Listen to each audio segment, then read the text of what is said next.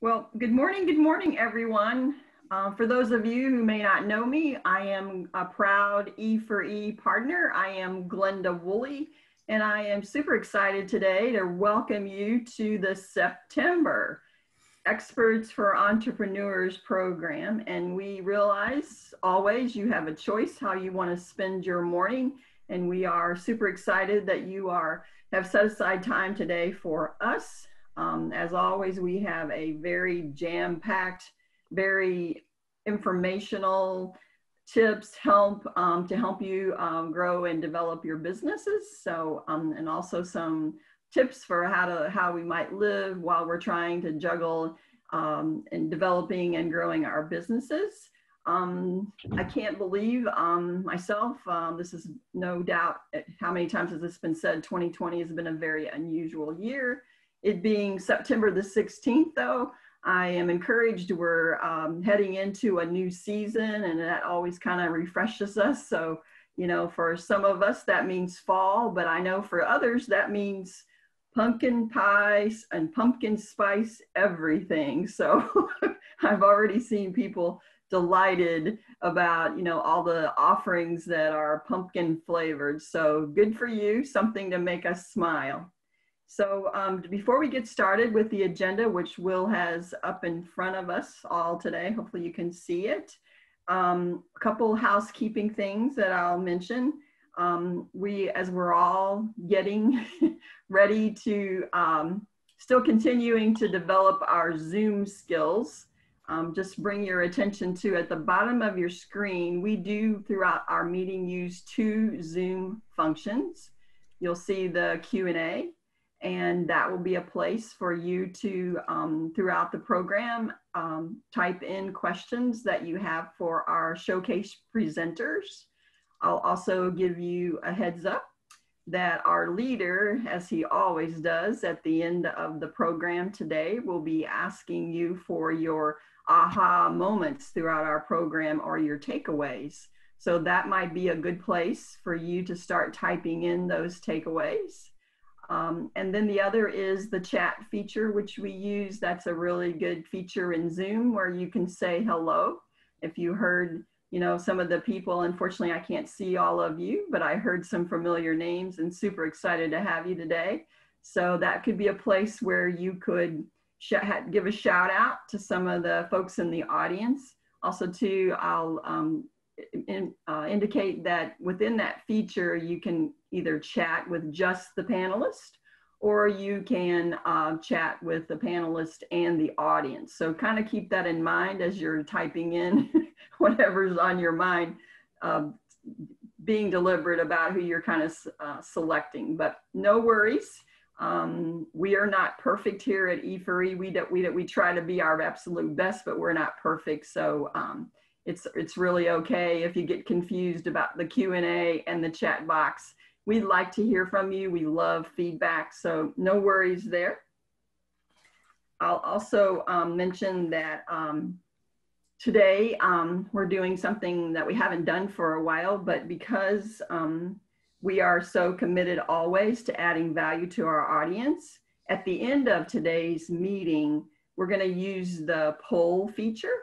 And we're gonna provide what I would say is really brief, extremely brief.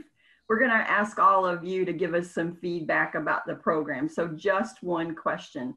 So we'd appreciate it if you hold on till the end of the program so that you can give us your honest feedback about our showcases today. So be watching for our poll question at the end. So let's jump in and just kind of quickly, I'll go to our first presenter today, and we're going to kick it off with our marketing spotlight. So I'm going to turn the program over now to Kara Gamber. Thank you, Glenda. Today we're going to talk about tips for creating useful emails that convert. But before we get down to the fun stuff, I want to do a little housekeeping and touch on email deliverability. I mean, if you spent the time and energy to write the content for your email and you did it because you want your tribe or recipients to engage and respond, it's got to get to their inbox and not their spam folder, right? One thing that increases deliverability is keeping your list clean. This is also called scrubbing your list. Now, you may have a small list of 150 people, so this may not apply as much, but if your list is in the thousands and growing, and dependent upon where and how you got your email list or how old it is, this is going to be helpful for you. So most content management systems or CMSs have a place where you can see how your emails that you've sent perform. What you specifically want to look for are emails that have hard bounces. That means that the email address it was sent to is 100% not valid, and it needs to be removed from your list. The more emails that result in hard bounces that you have on your sending list, the more likely the system that receives your emails will put up a red flag. And this may then cause your valid emails coming in to be deemed as spam, and we certainly don't want that. So you need to remove any emails from your lists that result in a hard bounce.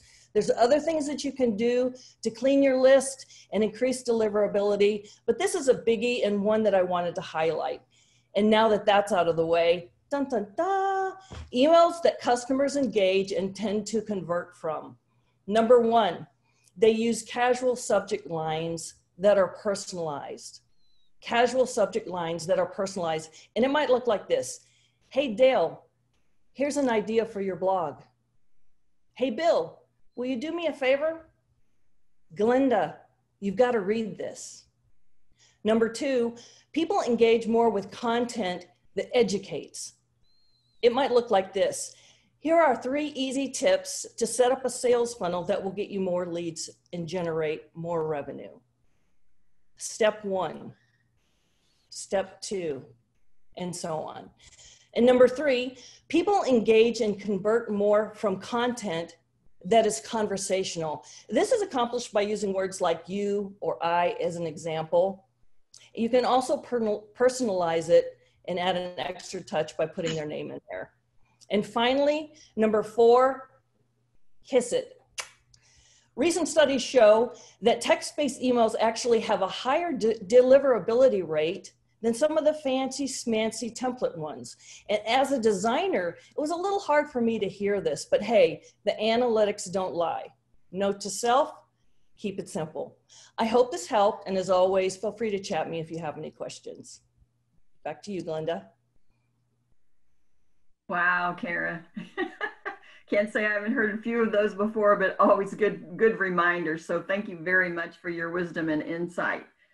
All right, we're going to kick it off now with our 3 showcases. And we do have those categorized, and we're going to kick it off with our run showcase. So I'm going to turn it over now to Lori St. Clair.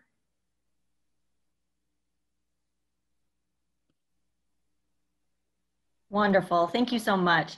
Can everybody see my screen, the presentation contrasting styles up there right now? Yes. Yes. Perfect. All right. So one of the things that came up previously was Dale and I a few years ago did a presentation, and we talked about the different approaches to planning. Dale and I are complete opposites when it comes to our approach to planning and how we approach different things. And one of the questions that we got after we did that presentation was how, with such different styles, are we able to work together? Because sometimes, you know, you might get the feeling that if your opposite styles are so dramatically different, you might really conflict and not be able to work together. But that's not necessarily the case. There are a few key elements that can really help bring that together and make a very successful project or presentation. Dale and I have done several presentations together, and they've been extremely successful, even though we have 2 completely contrasting styles to our approach. So with that, I'm going to talk a little bit about what those key elements are. And I want to say thanks to Dale. He and I were going to present this together, and he did a lot of the legwork of putting this presentation. So Dale, thank you so much for all your hard work in helping put this together. And I also want to throw out there that during the presentation, I'm going to use the polls as well. So I thought it might be a fun way to get more engagement. That's one of the things that I loved about the E4e presentations was the engagement with the audience. So we're going to try it out today. So be looking for that. I'll give you a heads up when I'm going to throw one out there. I just have a couple of them, but love to hear your feedback on what you think of it at the end as well. So here we go. Contrasting styles, using myself and Dale as the example. So for me, I'm very much a planner. I research extensively. I almost feel sometimes as though I cannot get enough research in. With that, I make very deliberate decisions. I am not quick to make decisions. Anybody who knows me or has worked with me knows I need to gather lots of information to make those decisions. However, even with that, I do adapt readily and I accept the consequences of my decisions. It makes it, when you accept those consequences, it makes it easy to reevaluate, pivot, and turn if you need to. In contrast with that, we've got Dale.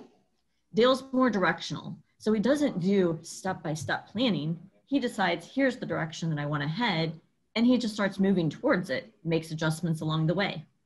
He assimilates his information quickly. He gathers it up and makes a quick decision. However, even with that kind of a contrasting style, he adapts readily as well. He accepts the consequences, which allows him to identify where he needs to make adjustments, pivot, and start again. So even though our two contrasting styles are very, very different, we both can adapt readily, accept the consequences, and be successful with what we're trying to accomplish. So with that, I'm going to throw out our first poll. So with our first poll, let's see if I can get this up here. All righty. I'm going to throw out a poll of what style are you? So I'm going to launch it now. Click on it within the next few seconds, and let's see what we have in our audience today. There we go.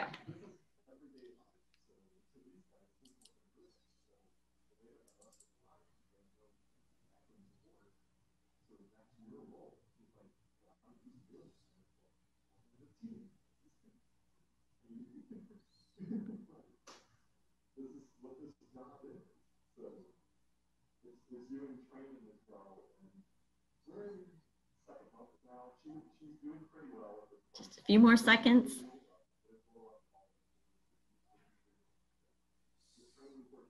All righty. So with that, let's see what we have. I'm going to share my results. Can everybody see the results? Yes. Yes. Perfect. So from our audience today, we have about 27% that are planners like me, where they do the extensive research, very deliberate decisions, and 73% are more directional like Dale. They assimilate information quickly, make quick decisions.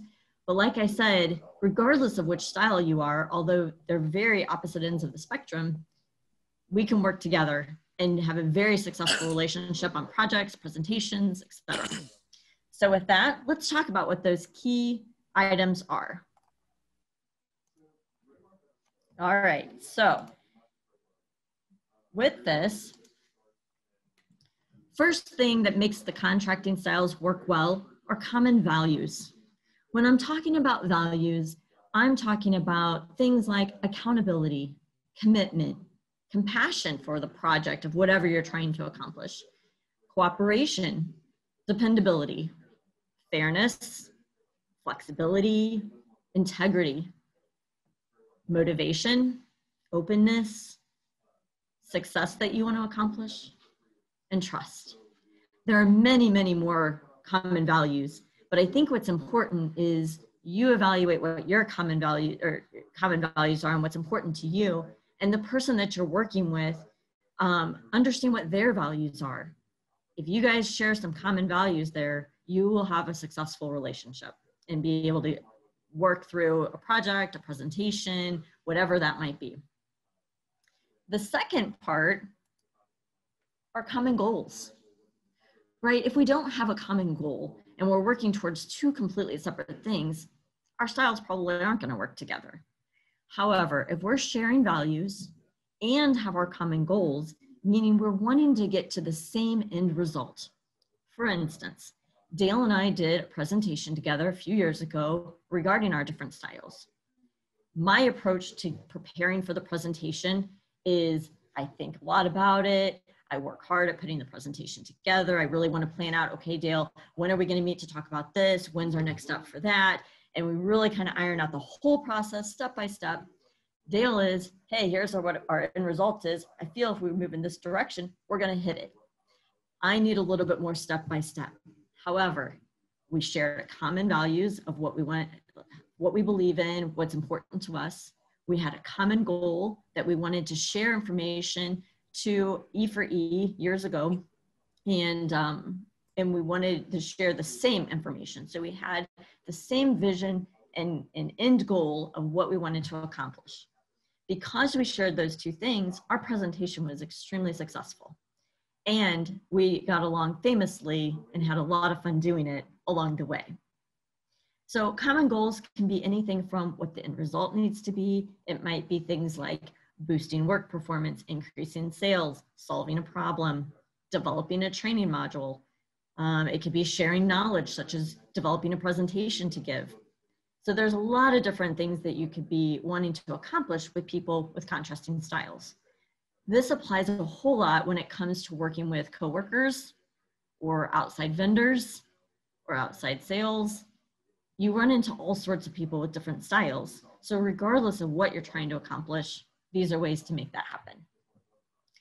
Other items that make this really successful is appreciation. I really feel you need to appreciate each other. You need to make sure that you respect each other's approach. If you can appreciate where the other person's coming from, it really makes things go a lot smoother. Next up, one of my favorites, have fun, communicate. Communication's key. I really address that with any of my clients, my staff, anybody that I'm working with, that communication is absolutely key. And fun. If you're not going to have fun doing it and putting it together, what's the point? There's ways to find fun in everything, even if it's something that's kind of a dreaded thing that you're trying to accomplish. You can find a way to have some fun. Fun lightens the mood. It helps to allow that appreciation happen, work towards those common goals, especially if you share those values. Another one, openness and flexibility. That's hard sometimes. Sometimes we just have set in our ways that this is the way it needs to be done. But when you're working with people with contrasting styles, it's really important to be open and flexible. By doing so, you might learn a little something. You might find, as I have, that there are things I can do that I don't have to plan as diligently, and I can be a little bit more directional, like Dale in some things. But I've learned this through being open and flexible and kind of observing and learning how Dale's approach works. And with that, I'm able to switch back and forth now to where before it was hardcore planning all the way. So be open and flexible to learning and observing how the other person's style works, because you might find that there are pieces of it that you can apply yourself. Patience. I think this is key as well. It can be a challenge working with someone with a contrasting style because it's not the same as yours. So have patience to really understand where they're coming from and their approach, and communicate. Like I said before, you've got to communicate back and forth. So patience goes a long way when working with someone with a contrasting style. So regardless of a style, you can be very successful. I have one more poll I want to set out there for you guys. So give me just 1 second here. So the next poll is, of these different items that can make contrasting styles work, what do you feel are most important? You can select multiple answers. So here you go. I'll give you about 30 seconds.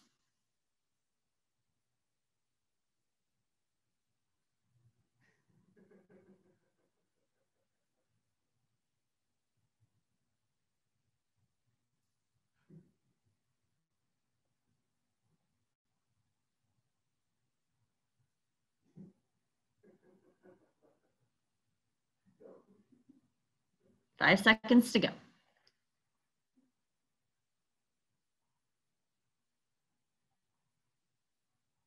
All right, I'm gonna wrap it up. All right, let's see those results. All right, so with this, we've got about 32% on several of them. So 32% common values, common goals, fun and communication, 16% with appreciation, 21% for openness, 16% for patience, and 63% say all of the above. Very good. Thank you guys for sharing and participating in the polls. I think it's fun to get some feedback as to what you guys are thinking as well. So with that, you know, I feel as though all of them are very important, but I have to say my top two are the common values and the common goal. I feel if you share those two things above all, you can have a successful relationship with someone with contrasting style. However, appreciation, fun, communication, flexibility, and patience all make meeting that goal so much easier. So I hope you guys have enjoyed the presentation today and have learned a little bit about how to work with others that have a contrasting style from yourself. Feel free to reach out with any questions you may have. I think we've got a few minutes for questions right now. So if you have any, feel free to share.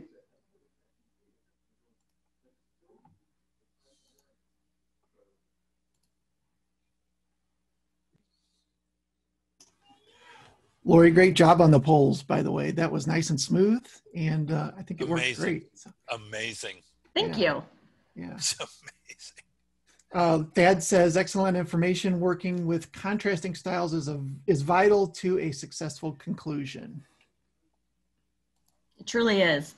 Yeah, contrasting styles, I feel, you know, when you have the same style, you guys are on the same page the whole way. But I have to say, working with Dale and other people that have contrasting styles for myself, it really enlightens me and provides a whole nother perspective on how to approach things and the success of whatever our goal is that we're working towards. So I highly encourage, don't steer away from someone that has a different style from you, especially when hiring. It can really bring a lot to your organization and or the project that you're working on. Lori, Les is asking, so what are some tips on how to have fun? There's an open-ended How to have question. fun. Yeah, so Dale and I have lots of fun. Number one is we're preparing for our presentations and things like that. Lots of communication going back and forth, but we really share, I think because we're at one with our own styles, we can kind of tease each other about what we're doing. We recognize that, you know, sometimes I'm maybe being a little too anal about my steps and where I'm going. And I tease Dale about, you know, he has no direction. He's just headed out wherever and hope that we end up in the right spot. So we just tease each other back and forth. And that's one of the ways we have fun. But in order to do any teasing like that, make sure you've got a good relationship with the person you're working with and that they are at one with their style. Because I know, although my style is different from Dale's, I'm very comfortable with the fact that I'm a planner. And I do need those details and I need to assimilate the information, and it takes me a bit to make my decisions. And Dale, you know, he knows that when he sends out something for me to review or, hey, what about this idea? It's going to take me a little bit to get back to him and really think it through, to where if I throw something out to him, he's probably going to respond immediately. Well, I think we should head this way, or, you know, how about this idea? So he appreciates that. And we just have fun by kind of bouncing ideas off of each other. And like I said, a little bit of teasing along the way at each other's styles. Karen is asking, do planners reach their goals at the same rate as directional styles? I say yes. Sometimes I would think planners might be a little slower, but overall, I think yes, because you just, you know, in Dale's approach, he is directional, but he pivots and turns along the way. So while he's pivoted and turning, that's kind of a little bit more time consuming in the process, just like my upfront planning. So my time is more upfront. He jumps in and goes for it, right? But he's adjusting along the way, to where my planning up front, I typically have a little bit less adjustment along the way. Doesn't mean I don't have to adjust though, because you don't know until you get in there and start to learn. But I think overall, you kind of end up at the same place in the end. Kara says, I love that this applies to both business and in our personal lives. And Deb Bocamper says, keeps you open to opportunity, great ideas, common sense, but good to work with personal and or business. Absolutely. Yeah, it definitely applies in both situations. All right, that's it, Lori. Great. Thank you all. Oh, Lori, oh my goodness. You just dropped gold for me this morning, girl. I took all kinds of notes. In working with my clients, I run across a lot of contrasting styles. So you gave me some wonderful tips to be able to help them work through that, the challenges that they have when we are different. So thank you so much for that. I know myself, I took lots of, I had ahas and takeaways. So thank you so very much. All right, so next up is our Grow Showcase. And before I turn it over to our presenters today, I have some information to share with you. And I am so excited for those of you who decided to join us today, because we're going to be kicking off a 3-part series. So yay for you, you're going to get to hear part 1 today, and in the coming months, the other parts. So how exciting is that? So let me just tell you a little bit more. In September, October, and November, Experts for Entrepreneurs is going to be featuring a game changer series for entrepreneurs that are serious about building their businesses. E4e experts, Bill Purnett, Kara Gamber, Tom Ruich, and Will Hankey shared their personal stories with us about the challenges and opportunities that they faced building their own business. In this series, you will find out firsthand how these 4 partners relied on their least expensive resource they have, their own brain wiring, to change their mindset to build their businesses. In our Grow Showcase today, we have Bill Purnett and Will Hankey. Bill, can you now tell us a little bit more about the Think Differently series? Thanks, Glenda. First of all, I want to make sure, can you guys see my screen? Yes, we can. You okay? So first, I've got a question for you. Do you set aside enough time for thinking, or do you get caught up in the doing? In the next few months, you'll learn firsthand from stories of how these E4E partners relied on their least expensive resource they have, their ability to think critically to build their business. Today, Will Hankey will tell you his story, how he had to reset his mind and give himself permission to succeed. But first, when Napoleon Hill wrote Think and Grow Rich, he didn't say, work hard and grow rich. He said, think and grow rich. The Entrepreneur's Guide to Customer Development describes the 4 stages of company building. Can you identify with getting stuck where the arrow is between company creation and company building?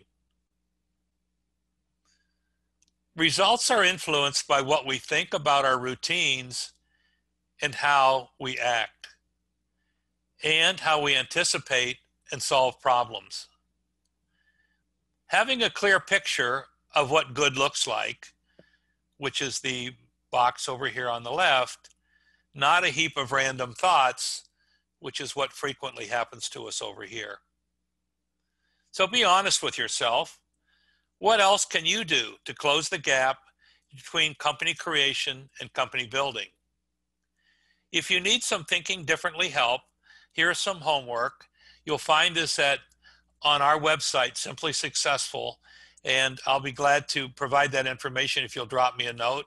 But I think you'll find that this homework here will help you think a little differently. So with Will's new mindset, he has lost 30 pounds in the last 6 months. This little uptick here was when he went on vacation, but he got right back on track. So Will's going to tell you his story, how he's gone from being a one-man band to the maestro leading the way. Will, tell us how you did it. Thanks, Bill. let's see here. How's that? Perfect. Okay.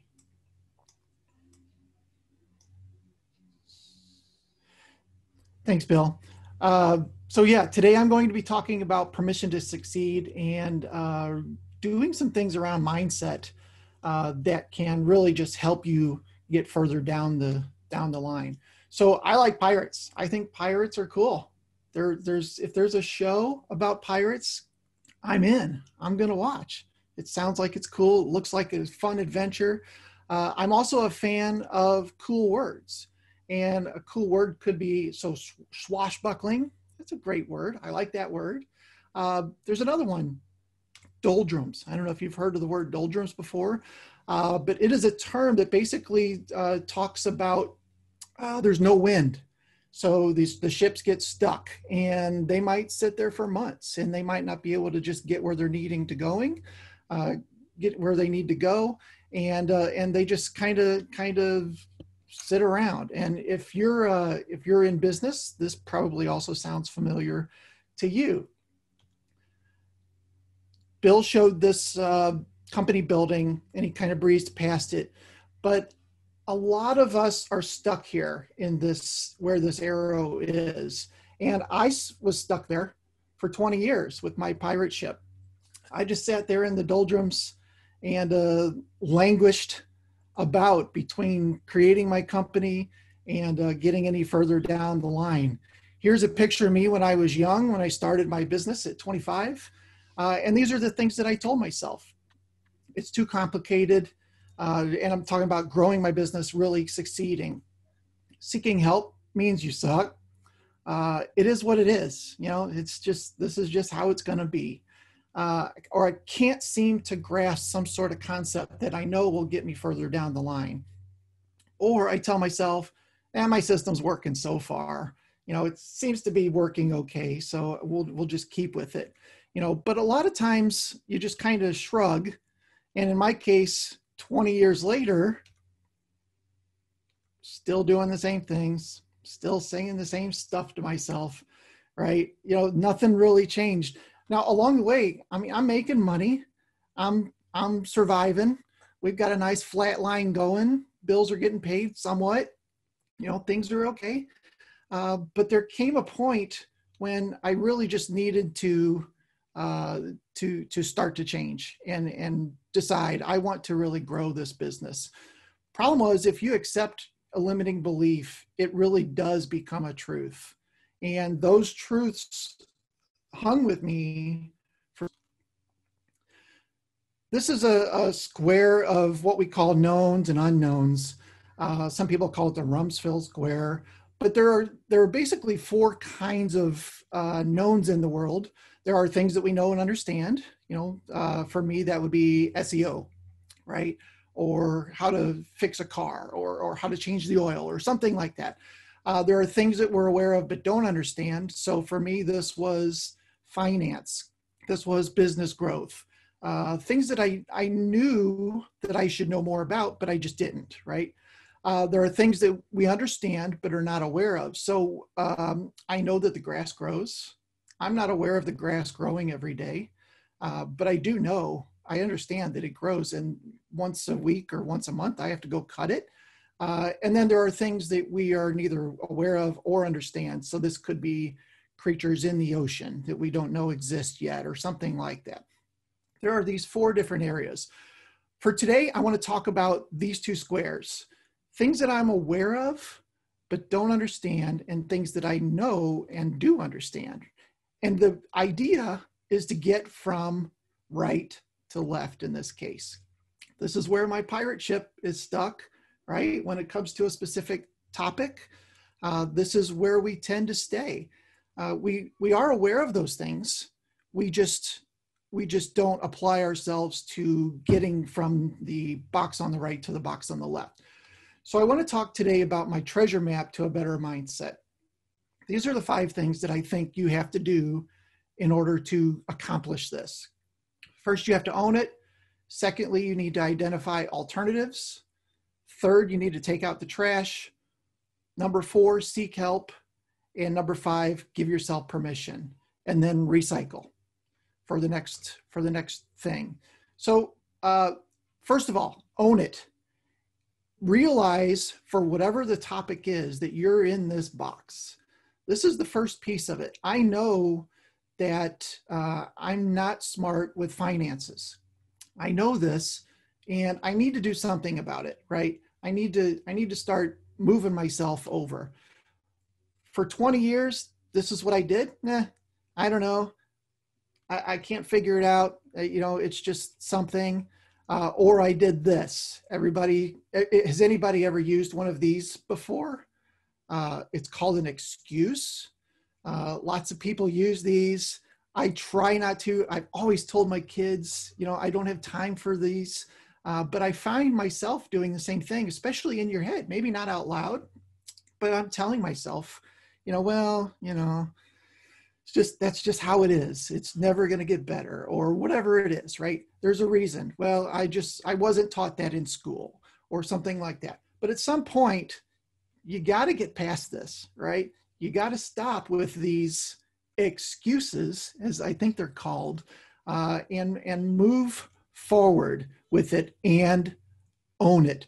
Once you admit to the fact that you don't know everything about whatever that topic is, whether it's business growth or cutting the grass or whatever it is, do something about it. But first of all, own it. Number 2, identify alternatives. So here's a couple examples of things that are in my life right now. Didn't know a lot about finances, right? Business wasn't succeeding. It wasn't doing great. I also wanted to learn about real estate, and I knew that was a path to wealth. So that was something that was on my radar. And learning Korean. I don't know about you, but I can't read that. I don't know what that says, right? But there are things out there. So for years, I may have floated around in these different things. These are things that I know exist, but I just don't know anything about, right? So it's time to identify other ways to go about these, or ways to educate myself, right? So start looking up financial literacy. Tell yourself you're going to succeed. Maybe that's a good start. Buy a house, or find something, and find a teacher to learn Korean, right? Whatever it is, I start to identify other ways of going about it besides those excuses that you used in the past. This really is the first step to changing your mindset. Start to identify these things that are not these limiting beliefs that you've always had. There are things out there. There are ways to learn. And tell yourself, okay, I can do this. This isn't so bad after all. Which brings me to step number 3, taking out the trash. I hate taking out the trash. My wife always makes me do it, but I'm not talking about taking out the trash. I'm talking about head trash. This is a huge part of, those limiting beliefs I had. At some point, you've got to just, first of all, realize they're there, right? Own it, figure out that there's alternatives to it, and then start to replace this head trash, if you will. Get rid of these excuses and start replacing them with better thoughts, good ideas, positive reinforcement, if you will. And the other thing I wanted to mention here was self-sabotage. This is something that I was really good at. Being coached by a great coach for years, I'm sure the coach was very frustrated at self-sabotaging related things that I've done to myself, right? And part of this is just having those negative beliefs and believing that they're real and, things might really change, so I better screw it up somehow so that I can stay comfortable. That was a big piece of what I was doing personally. Now, if you're interested in something fun, go to YouTube and look up New Heart, Stop It. Don't do it right now, but do it later on and watch this video. It's, 6-minute video, 6-minute skit. You'll love this skit. And it was something that my coach shared with me. And it definitely kind of changed my mindset on some things, as silly as this skit is. So look that up when you get some time, and think about how taking out the trash could apply to this. This, by the way, is all part of neuroscience and some things that are going to be talked a little bit more about in some of the other things and some of the stuff that Bill is doing with his team. And I'm not super smart about all of that neuroscience type stuff, but I am smart enough to know that there are conscious and subconscious thoughts that are fighting with each other, and you need to start getting the good ones to the top, right? All right, step number 4, seek help. Seeking help does not suck. It does not make you a bad person. It's pretty smart. So one thing that I did was I looked for a business coach, as I mentioned earlier, and I found this great looking guy. I mean, he just looks fantastic. And Bill has been teaching me for years now on business. And it's become one of the best parts of my business is seeing, having advice from other people's frame of. Another thing that I did was I joined Audible. I think it's 15 or 19 bucks a month or something like that. And you can download books. And Bill mentioned that I've been losing a lot of weight, so I'm doing a lot of walking, bike riding, things like that. What a perfect time to listen to something, right? So I started getting books. I started filling my brain with whatever it was that was related to the topic I was trying to get past. Another thing that I did was podcasts along the same lines. I just looked up podcast series on mindset, and there's all kinds of them out there. There's plenty of things out there. If you just want to learn about mindset and that's it, and not a specific topic around, like I said, finance or real estate or anything like that, just start listening to podcasts on mindset. It's fantastic. And the things that you can just start to do to have a positive influence on your own life. I personally spend a lot of time on YouTube. I watch a lot of different videos. In fact, pretty much every morning, I'm consuming videos on topics that I want to learn more about, whether that is finance or real estate or keto, on how to maybe have some ice cream and still lose weight. Doesn't that sound fantastic? So I definitely want to try this brown butter pecan keto ice cream recipe. This is on top of my list. But anyway, YouTube is a fantastic place to find more information about whatever it is you're struggling with, and it's free. There's literally no excuse that you can think of to not watch a video, right? If you can watch a TV show or spend some time looking at Facebook, replace that educating yourself. Another great place to look is from your mentors and your colleagues. There are 20-something e4e experts that have knowledge on all kinds of different things. There are meetup groups on meetup.com on all kinds of small business related things, or hiking, or real estate, or financial independence. Whatever it is, there's probably a meetup group. Now, of course, right now, they're all virtual, but still, the information is there. Nearly all of these are low cost or free, and just join these groups and start asking questions, start consuming some of the knowledge. And step number 5, give yourself permission. This has probably been one of the toughest ones for me.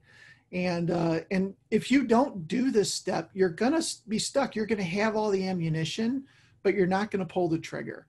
So you have to give yourself permission to make this thing go further, whatever that happens to be. And this happened to me on a Thursday morning. I just woke up and I said, you know what? I'm going to give myself permission to start being in the role of business development, which is totally different than what I've been doing. I've been managing people and doing tasks and all these things, but I had all these people in place to do all that. I didn't need to. I needed to work on building my business.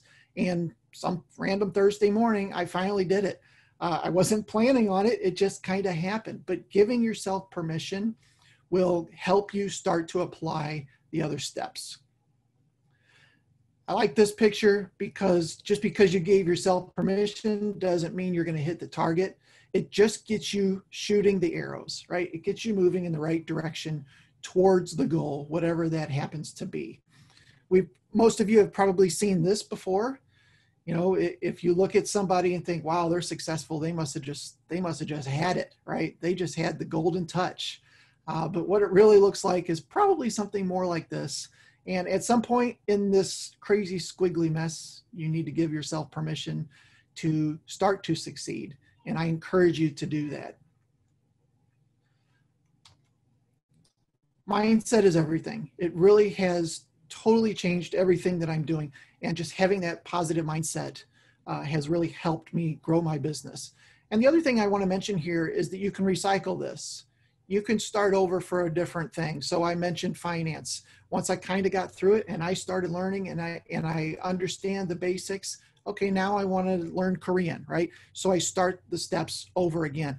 And I also should mention here, you can't start at number 4. I did this. I thought, well, I'm gonna subscribe to Money Magazine. Once that magazine comes, I'll probably get it, right? I'll probably understand it. And that magazine came and I looked at a couple articles, didn't understand them, and quite honestly didn't want to understand them because I hadn't gone through the previous steps of owning the fact that I needed to fix this. So starting at step number 4 is not the best idea. So at the end of the day, if there are things that you're aware of but don't understand, start to identify those. Identify some alternatives, obviously own them, but start to move yourself towards this. And once you kind of have this down, this 5-step process, then you can get out of your pirate ship and cool speedboat, which is also fun. Not as cool as a pirate ship, but probably will get you to your destination a lot quicker. All right, questions and maybe answers. What kind of questions do you guys have?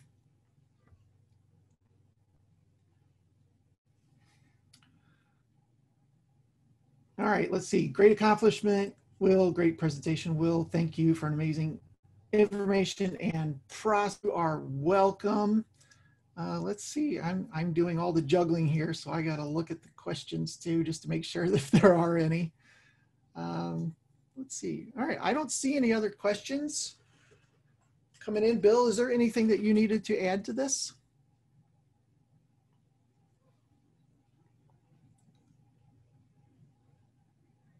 Lori says, great insight, Will. Lots of great points. Well, the only thing I think is when you joined the $1 Million Group. Yeah. I don't think you mentioned that. I think that would be worth mentioning.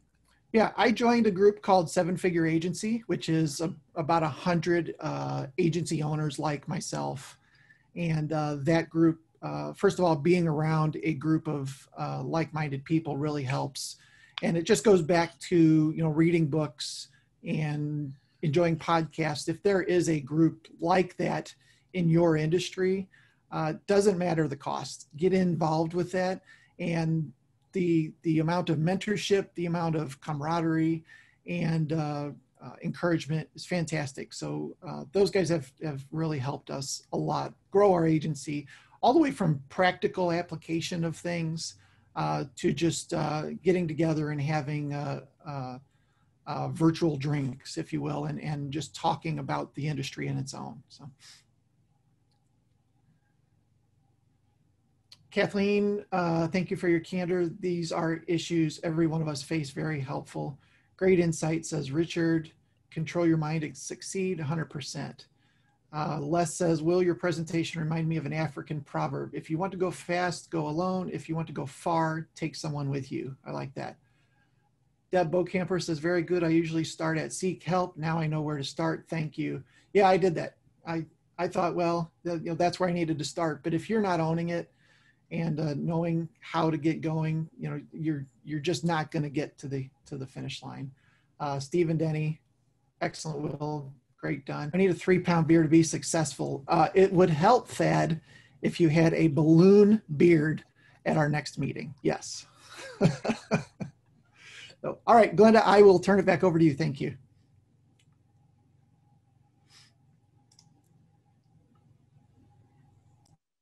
Will, wow, wow, wow. Excellent presentation. And you know, I'm so visual. I love your slides as you told your story. So thank you so much for sharing your story with us. Lots of jam-packed wisdom there. All right, next up is our Live showcase, where we are kind of switch gears a little bit. We're very focused on growing our business, but we also understand at E4E how important it is that we live a good life along that way. And so it is my pleasure to bring up our next E4E partner, Dale Furtwängler. So Dale, take it away.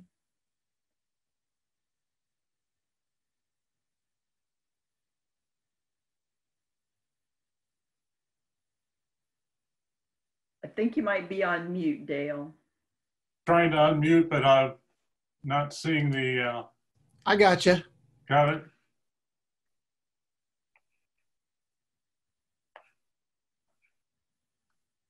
Okay, well, I've got my slides out of sync too, but we'll go on anyway.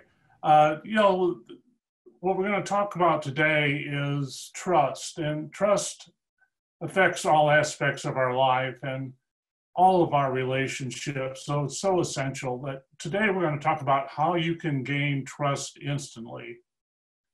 And one of the things that we need to understand is that if we want someone to trust us, we have to show them that we understand.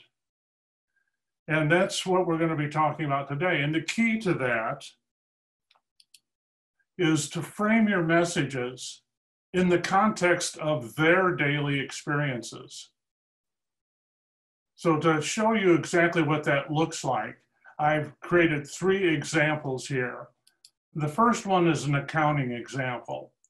I've taught accounting and finance for non-financial managers for roughly 18 years. And at the very early part of the program, I discussed the balance sheet, talking about Will's finance interests.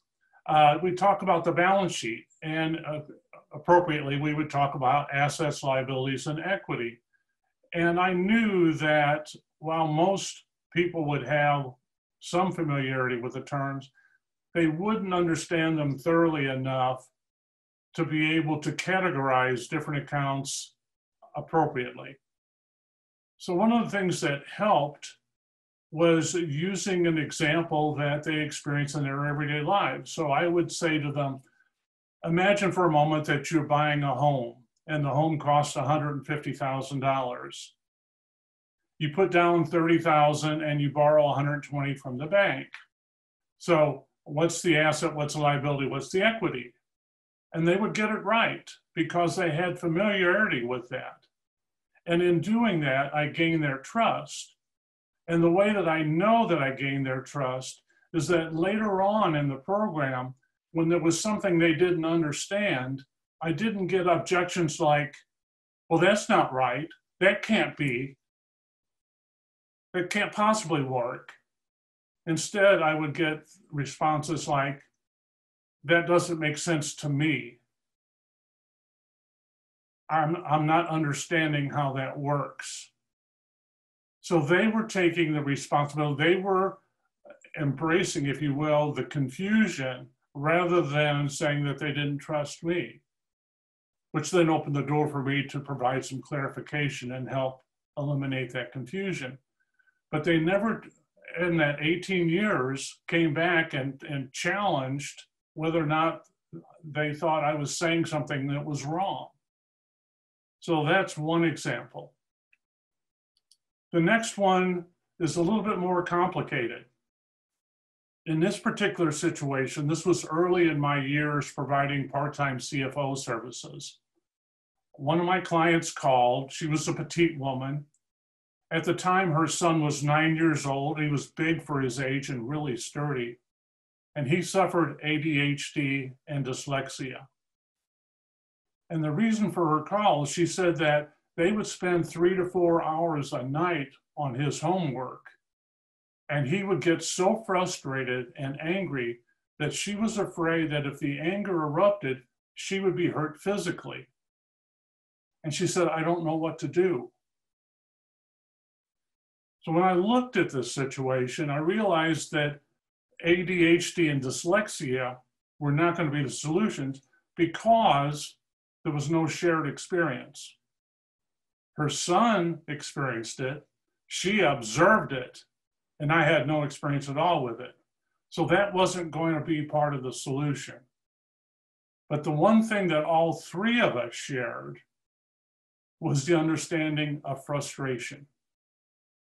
So my response to her was, I know what it's like when I get frustrated because I'm trying to do something that I'm ill-equipped to handle. And I also know that when I walk away from that frustration and let it subside, very quickly the solution to my problem surfaces. I can go back and finish. I said, so what I'm going to suggest to you is that you break the lesson plans into 15-minute increments. And at the end of the 15 minutes, ask your son a question that you're absolutely certain he can answer correctly.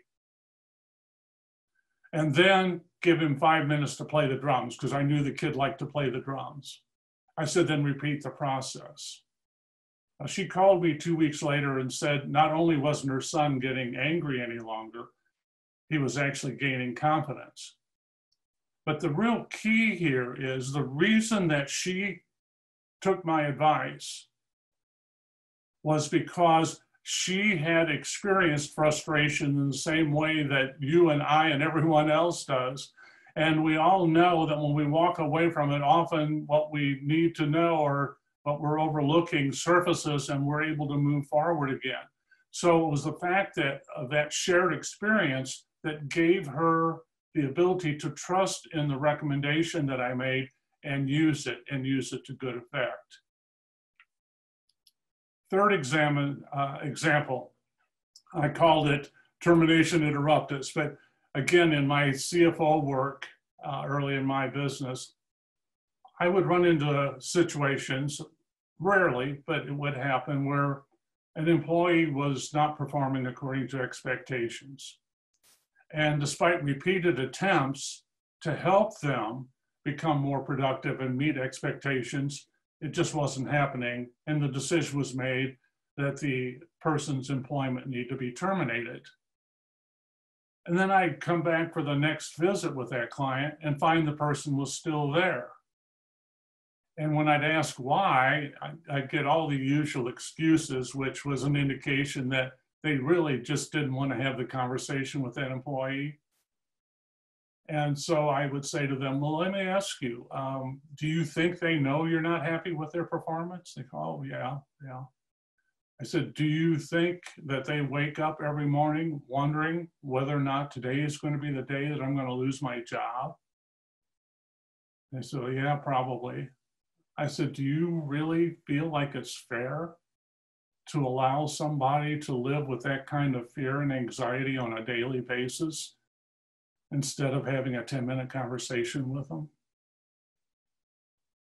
And typically, they would take the action that day or the very next day, which was better for both. But again, what made that happen was this shared experience of being in situations of uncertainty and knowing what the fear and the anxiety felt like. That's why they were able to trust what I was saying and what I was suggesting there. So those are examples of how we can place things in the context of people's daily experiences. And one of the reasons that's so important is that because our minds are structured in a way that our memories are every bit as vivid as the original occurrence. So in each of these experiences, each of these situations, they could recall their own experience and the emotions associated with it. And the emotions The memories are what trigger these emotions, the memory of the emotions. And those emotions are what allow the person to validate your message. And with that validation comes trust. Because when they've experienced the same thing that you're talking about, they know what you're telling them is true, then there's no resistance there. But the story doesn't end there. Trust, when people trust you, they seek your counsel. And that affords you a tremendous amount of influence. They also invite you into their initiatives, and that provides opportunity. So that's a lot of benefit from the simple effort of framing your message in the context of their daily experiences. I'm open to questions.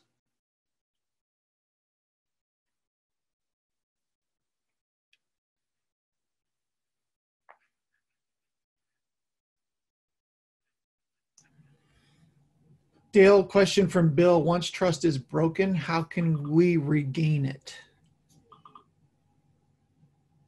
It's difficult. It takes time. But when you've lost their trust, then you have to find ways that to get their permission to trust you again. One of the things that goes a long way is just admitting your mistake. And, you know, not using an excuse, not trying to explain it away, just saying, yeah, I messed up. I really did. And I apologize.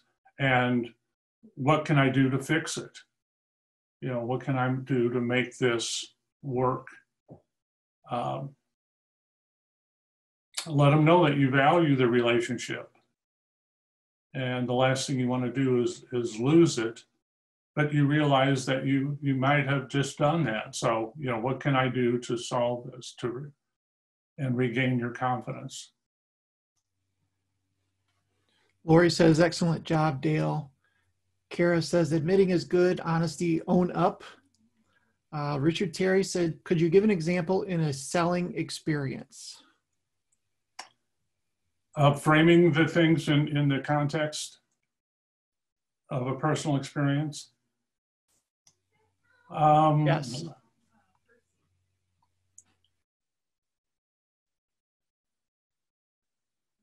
Yeah, let's say that, well, I had a client that had a morale problem. And so I said to them, you know, do you have an absenteeism problem? I assume you have an absenteeism problem. And he said, oh, yeah. I said, so how's the work getting done? You know, so you lead them through that thought process in which they're thinking about their own experience. And so he realized that he was spending money on overtime. He realized he was spending money in temporary help. So it opened his mind to things that it was actually associated with a morale problem that he wasn't looking at. Does that help? Again, it brought him back to the things he was experiencing. Richard said, yes, thank you. Thad asked, after gaining the trust, is it important to continue building the trust? Yeah, it's an ongoing process. Once you've gained trust, then the things that you do have to be designed to retain that trust. I hesitated over the word building, you know, because once you've gained somebody's trust to the point where they're seeking your counsel, and I'm not sure, you know, how much farther it can go beyond that, but certainly retaining it and sustaining it is an essential element.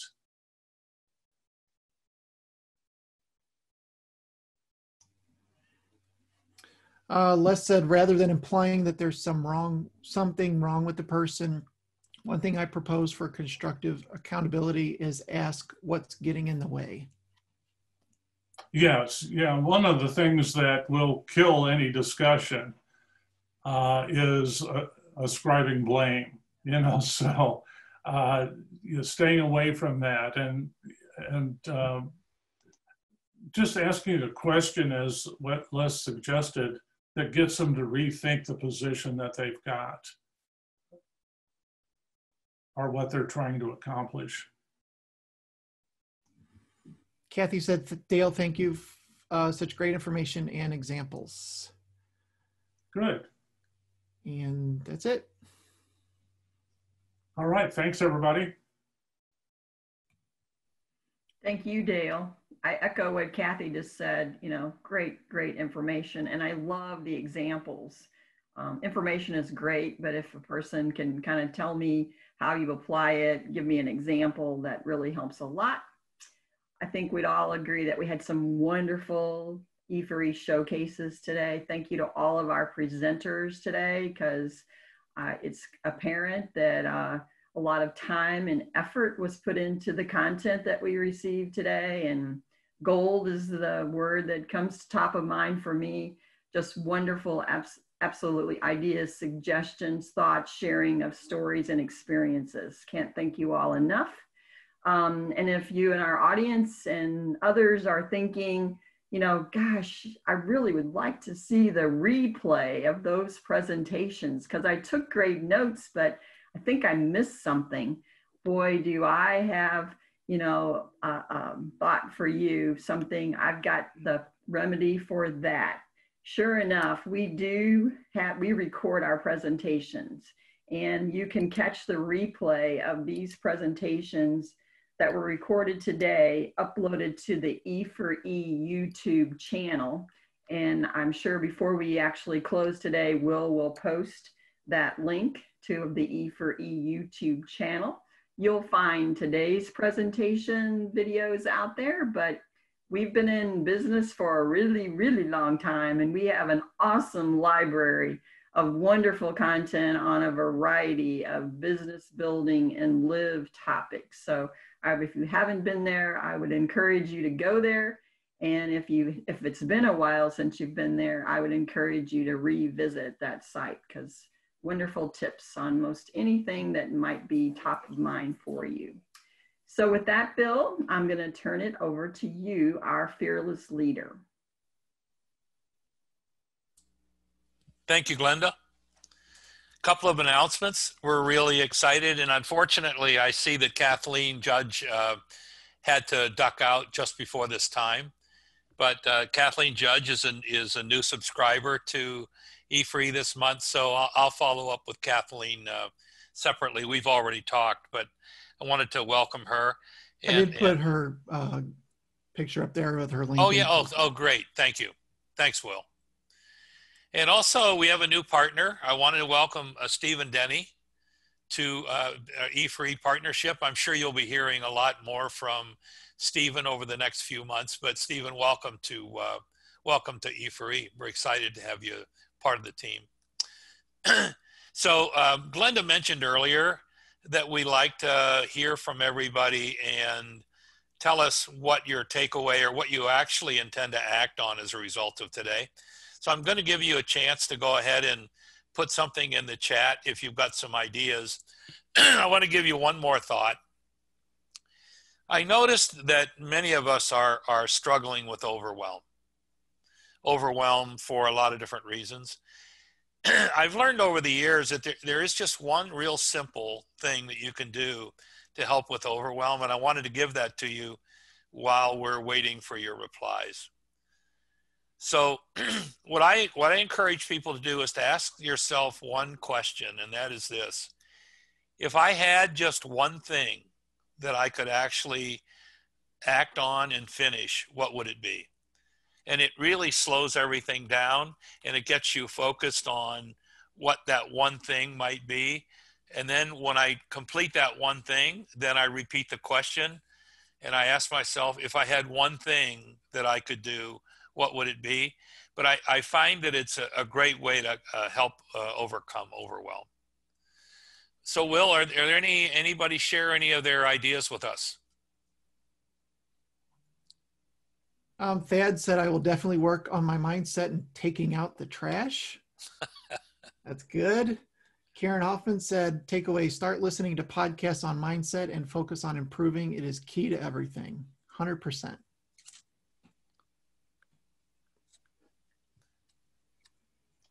Okay. Yeah, I got a lot out of Kara's presentation this morning, and I'm going to later today go out and scrub my list.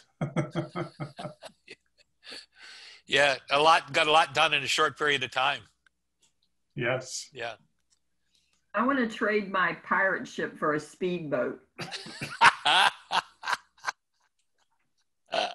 Well said. Well, good deal. Well, thank you guys. I see Dr. Fazio made a comment. Yeah, so let's see. Les said, Dale's comments will help me in coaching a person who's struggling in his working relationship with his boss/partner. Dan Fazio, all presentations today were gold. Will's presentation felt 100% applicable. Now getting to work. Steve Denny, excellent information. And I feel the polls and comments help keep the attendees involved. Richard Terry said, systematically building trust with new clients. That's great. Andy wants to know if they make a pirate speedboat. No, you know, if they don't, I'm sure will probably come up with one. Yes, but you have to have a pirate-related beard in order to know about it. Okay, Dale, enough of this tomfoolery. What are we going to do next month? Well, before we jump into next month's lineup, Glenda told you at the beginning that we're going to do a quick poll, and it is only one question. So we're going to give you 10 seconds to answer this earth-shattering question. So if you will, put up the, thank you. And we'd love to have your feedback. We're always looking for ways to improve and add value.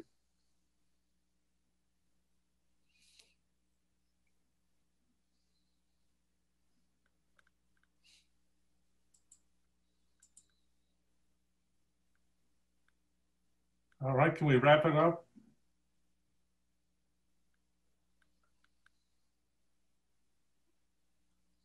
Thank you all for your input. We really appreciate it. And just so you know, in fairness, full disclosure, none of us who are on the program today were allowed to vote, so we couldn't stuff the ballot box. So. Darn. All right, we'll talk about what's coming up next month. And here's the upcoming programs.